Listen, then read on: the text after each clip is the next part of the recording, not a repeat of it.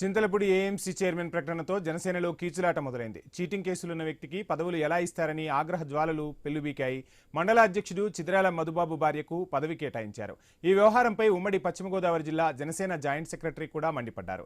అధినేతకు వాస్తవాలు తెలిపేలా వీడియో విడుదల చేశారు. ఎన్నికల ముందు వచ్చిన వారికి ఏఎంసీ చైర్మన్ ఎలా ఇస్తారని ఆగ్రహం వ్యక్తం చేశారు.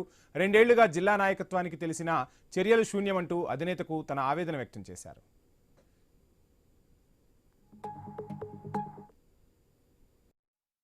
ఎమ్మెల్యే గారు కూడా గెలిచిన తర్వాత అయ్యో వీళ్ళు మా కోసం కష్టపడ్డారు, వాళ్ళకి ఎంతో అంత ప్రాతినిధ్యం ఇవ్వాలని వాళ్ళు స్టేజ్ మీదకి పిలిచిన కార్యక్రమానికి పిలిచిన వాళ్ళు పిలిచింది ఎవరు, స్టేజ్ ఎందుకు ఎక్కించారని చెప్పి పిలవకుండా మరి వీళ్ళు హుకుం జారీ చేయడం జరిగింది. మరి ఇటువంటి దందాలు దౌర్జన్యాలు చేస్తూ గ్రూపులు కడుతున్న ఇటువంటి మండల ప్రెసిడెంట్కి ఏఎంసీ చైర్మన్ ఎలా ఇచ్చారు సార్? ఒకసారి ఆలోచించండి. రేపు పొద్దున్న ఇతనే ఏఎంసీ చైర్మన్గా ఉంటే పార్టీ అభివృద్ధి కావచ్చు, మరి అదేవిధంగా జనాల్లో మన పార్టీ యొక్క విలువలు కావచ్చు తగ్గే ప్రమాదం ఉంది, తగ్గుతుంది కంపల్సరీగా.